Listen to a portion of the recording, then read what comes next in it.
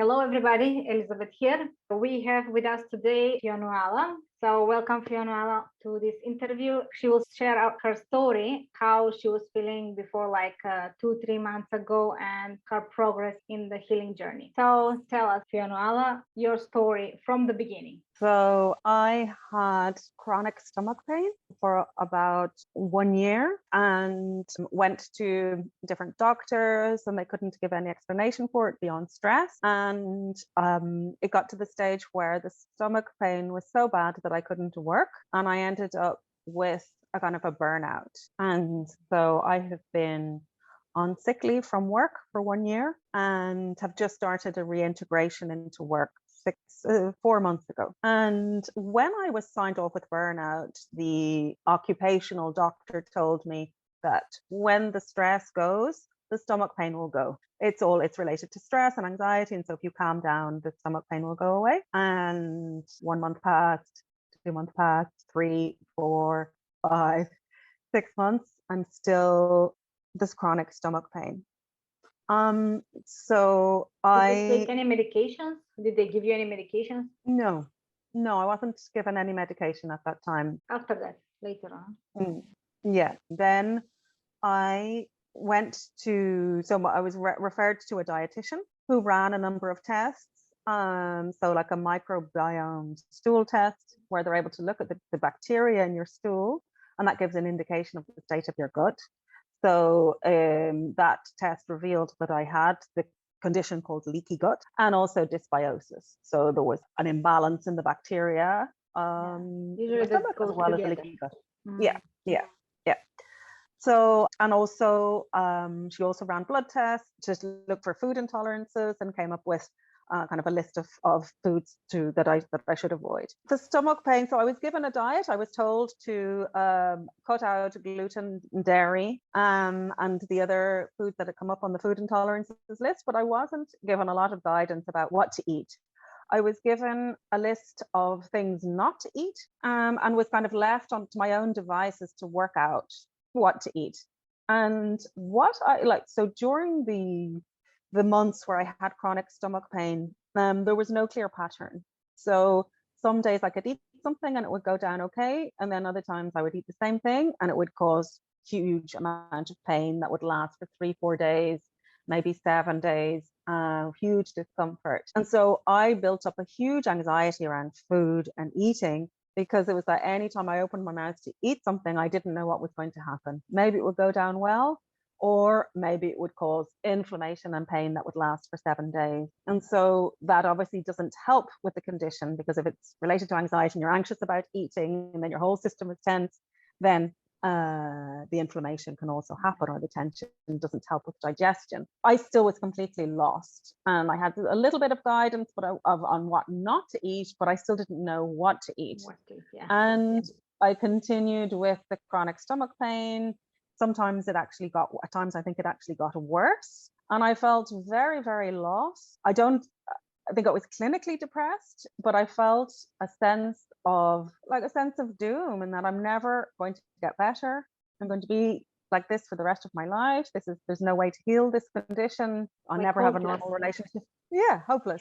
I'll never have a normal relationship with food. Those, on particularly difficult days. At that time, I was still off work, but I have a 3-year-old daughter, and she was in play school in the morning from 9 until 2.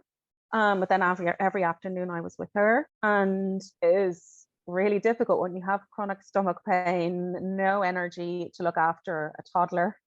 And it was winter, it was dark, and I just felt rotten most of the time. Even my partner would comment on it, that I just looked completely like exhausted. My eyes were kind of sunken in. It was obvious that every little thing was an effort. Did you get an understanding from your parents, from your partner? Did they understand how you feel and how terrible this pain and this thinking of no way out, like depressed, and you're like alone on this journey? I think they were concerned, but I think if you're not the one with the stomach pain, and your relationship with food is completely normal, and you just eat things without thinking about it, you can't imagine what it's like to be someone who has no idea what will happen after they eat. So, and I live in a country where gluten is the mainstay, 3 times a day: breakfast, lunch, dinner, bread, pasta, cakes, biscuits, and also dairy. And so it's like a huge shift in people's mindset as well, that things should be gluten-free, dairy-free, and then also sugar-free. You start to look at sugar and everything. So it was difficult for my family to understand and to include me in family meals, because these were alien. They're very different, not alien, maybe that's too strong a word, but they're different ways of cooking, preparing meals that were new to them, and they didn't really know how to help me either. So I felt very lonely. And food is such a social thing. It's about sharing around the family table. It's about going for lunch with a friend, going out for dinner.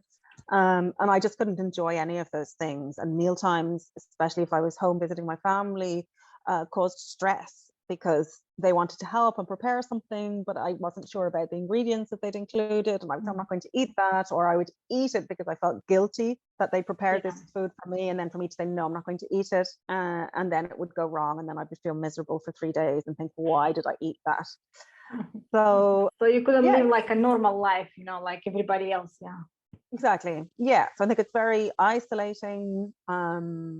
And that is when I decided to have a look on Facebook. So I knew that things weren't going well with this diet guidance that I'd been given, the kind of the no list, and decided maybe to find a different path, and to look at Facebook, look at leaky gut support groups, because I just wanted to find people who had the same thing as me, and that I could share with somebody who would understand what it's like to have this I don't know if we call it a condition or this thing, this leaky gut. So that's how I came across the Healing Leaky Gut Naturally Facebook page. But you knew where to go. You knew that you need to do something, right? You didn't know exactly what you need to do, but you were searching for answers, right? And where to go, like direction. Yeah, because I hadn't given up hope. I did like deep down, I knew that I could get better, and they were just gloomy thoughts, but I still was determined to get better, and just to find alternatives. So they did give you like antidepressants or something for a short time? Yes. So the idea, it was that I had spent a year on burnout leave. So I live in the Netherlands, and there you're entitled to 1 year's sick leave for burnout, and they pay your salary for 1 year. My year was up, and I was still feeling very sick, but by law I had to reintegrate because my year was up. And so it's to start a reintegration process, starting slowly with like 1 hour a day. And I went to my doctor to tell her this, I'm not better. I'm being forced to reintegrate back into work. I still feel rotten. What can we do about it? And so we talked about it, and we talked about my anxiety around food playing a huge issue, or, the tension about what to eat, and that being a vicious circle, in that I have this anxiety around food. And once I become anxious that something's going to make me sick, going to cause pain, then automatically it does. It's like your body fulfills what your mind is thinking. So the theory was, well, if I take some anti-anxiety medication, my relationship with food will become more relaxed, and I won't have this anxiety around eating. And then I'll be able to eat more things. And once my diet is more diverse, then my stomach will also start to heal. Because at this time I was almost on a diet of just rice and cucumber, or rice and courgette. And again, you still were not feeling well, and you were not. No, like 5 out of 7 days not feeling well. But I felt, well, my diet is not diverse. There's no diversity there. And to heal the dysbiosis and leaky gut, then you need to have diversity. And so that was the logic behind it was, let's tackle the anxiety. The anxiety will calm down the gut. You'll be able to eat new foods, and that will make you better. So the solution the doctor gave you was medicine. Yeah. When you took the medications, did you feel any changes? Anything better? No. So it didn't help. No, it was a very low dosage antidepressant. It was 5 milligrams of what's called Lexapro. A very mild sense of being calmer, but didn't have any impact on my anxiety around eating. That stayed the same, yeah. Yeah. Okay. So did you ever thought that the healing is possible, and how do you want to feel, and where are you going? What are you searching, and what kind of solutions that you want to find, and how to reach? What were your goals? Did you have an idea? So, well, basically, I just wanted to be a normal person again. To have a normal life. Yeah, just someone who has a normal life that can go to a dinner party and not worry about the menu. To not have this difficult relationship with food, to feel well and to feel of energy, and to be able to spend an afternoon playing with my daughter and not feel exhausted like I'm dragging myself around and everything is an effort. So what were you planning to do next from that? I was having consultations with another dietitian. I'd been told, this could take 2 years, or was it something that for every 3 months that you have had stomach pain, you have to think of like 1 year to heal or something. But just been told that it was going to take a really, really long time and to have patience with it. But I was struggling to accept that, because after like 6 months or 5 months on this kind of diet thing, I wasn't feeling any improvement at all whatsoever. I felt exactly the same as I had a year previously. So you're saying you have tried another dietitians and they give you like some guidelines that were not helping, and you were feeling again the same. Yeah, not solving the issue. So I'd cut out gluten, dairy, what came up on the food intolerances test, so that there was eggs and almonds. I can't remember, lots of things that I used to eat. So I stopped eating those. I cut all those things out, and I still wasn't feeling any improvement at all. So did you had like a hope that there is an answer there, and that you will eventually get better somehow? Well, yes, that's because I went on Facebook to find other answers, because I knew that the process I was on was not working and I needed to find something else. So this is what I want to say, that if something is not working, that doesn't mean that nothing works. Right? So we shouldn't like lose hope. Okay, this is I'm doomed and I'll always be like that. And if doctors or some dietitians couldn't help me, that nobody can help me. No, we need to search for answers, and there is an answer out there. So we need to search, and we need to make an action. Like if we're sitting at home doing nothing, it will not come to us, right? So we need to make decisions and actions towards that. So what happened after that? Like, what was the turning point that made to make a decision to joining the program and start working with me? What made you choose this option? So I joined the group on Facebook, the Healing Leaky Gut Naturally group. And that's when I came across your videos. So I think I signed up to receive the videos. I watched the videos, and it just made sense. So these are the steps that you need to take to heal leaky gut. There's an explanation of what leaky gut is, and these are the steps to heal. And I saw that in the program there was this list. This is your shopping list. This is your food list. And I was like, I want that list. because all I had was a list of no, don't eat this, don't eat this. And I was just like, I want the list that's yes. It was just, so I think that the difference was that this was a journey with like kind of a roadmap, and this is the first phase, this is the second, this is the third, and then you'll be better. Whereas the other process that I was on was just a bit chaotic. It was just, it's going to take a long time, and just be patient. And there wasn't any indication of when I might begin to feel better or what I was actually doing to my gut. And so it just made sense to me. So you see like a logic here that healing leaky gut and healing the gut generally takes like certain steps, and it cannot be just like you said, just eliminate that, take these supplements, and you will be healed. It will take a long time. There is a whole process in doing that. So what changes did you experience right away? So when I joined the program?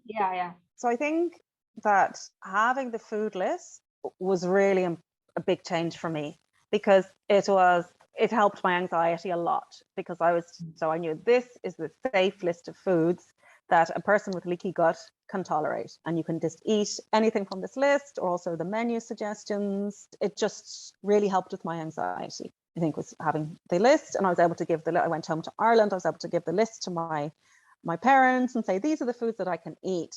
And it was a huge difference for them. They're like, okay, you can eat these foods. And they were able to prepare meals based on that food list. And we were able to sit down and enjoy family meals together. Nice. So having the menu plan and the food list made a big difference in my anxiety. I noticed the difference. It was very immediate, even after maybe a week, that I didn't have the intense stomach pain or the sense that my intestine was really struggling. That was so the bloating was decreased and abdominal pain was decreased, right? Within the first week after introducing the meal plan, right? Yeah, I think so. Yeah, probably the first 2 weeks. So within 2 weeks, you experience changes with anxiety and with pain and with bloating. So it shouldn't take 1 year, right? That's good. Yeah. Okay, so did others notice changes in your health, like your parents, your partner, in your symptoms? Yes. Yeah. So they noticed that that I had more energy, that I wasn't kind of dragged down with this pain and you know, that sense of everything being an effort. I was just more like myself again. And I visited Ireland in January when I was very sick most of the time. And I went back to visit in Easter in April, and that's when they noticed the difference and said, wow, you can really see, it's so great to see that you're getting better. Nice. So your parents have seen the changes, that you're getting better. So this is working for you. What has these changes, these improvements in your health has bring to your life? Since you have more energy, less pain, so you're focusing on new things.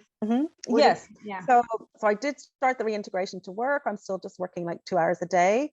But in addition to that, I decided to do a course in graphic design. So I'm learning graphic design, and I'm also doing driving lessons. I don't know how to drive, and it's something I've wanted to do for a long time. So it's taking advantage that I have time and I have energy to do these things. And I also have more energy and more patience with my daughter. So we enjoy our time together more.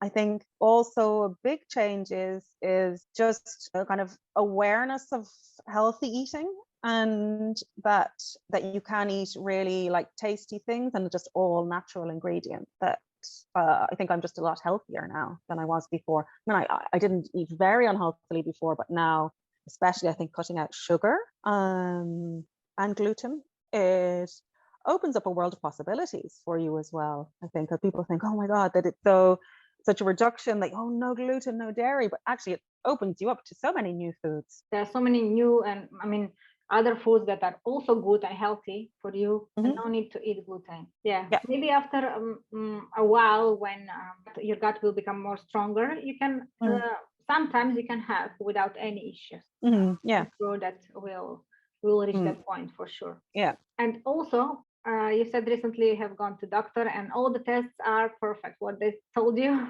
perfect results. Yes. Yeah. That is everything's looking really good. Yeah, really healthy. So what would you tell to the others who have the same issues like you and who are struggling in pain and suffering, and they've tried many things and it has not worked for them, and they want to heal, they want to feel like without pain, without anxiety, without to have more energy to do the things, to be a normal person. So what is your message to them? So the first message is that you're not alone, that it is a very isolating condition like we mentioned before, but if you kind of connect with other people who have the same condition, you realize that you're not alone, that there is a way, there is like a path to healing. You will get better, you will get your energy back, that you will come out of the other side even better, even healthier. I would also say that what I also really liked about this program was the fact that it's holistic, because you can't just work on one thing and abandon the other, because all of this is kind of connected to stress and anxiety. And so it's really important also to work on anxiety. It's the combination. So you can't focus on diet alone, because I think the mind and the gut are very connected. And so if you just focus on the food going into your gut and abandon your mind, then it's not going to work, and vice versa. So you have to work on the two things. And finally, like no cheating.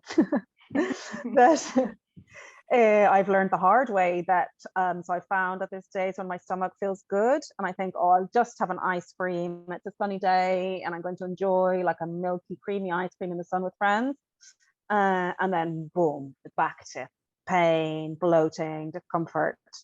And so it's really, although it's hard at first just to stick to the diet and not have like little treats, it's not worth cheating. And what I found is that there are ways of making really nice things without sugar. Looks like a really, really healthy biscuits and brownies and things that I've learned how to make, and they taste really, really good. So there's ways to eat really delicious food and stick to the diet and feel well. Yeah. So the main thing is, many people when they start healing, when they feel like same like you, like feeling better, I don't think they think, okay, so I can try my old food and see how it works, and they feel it's not working for them.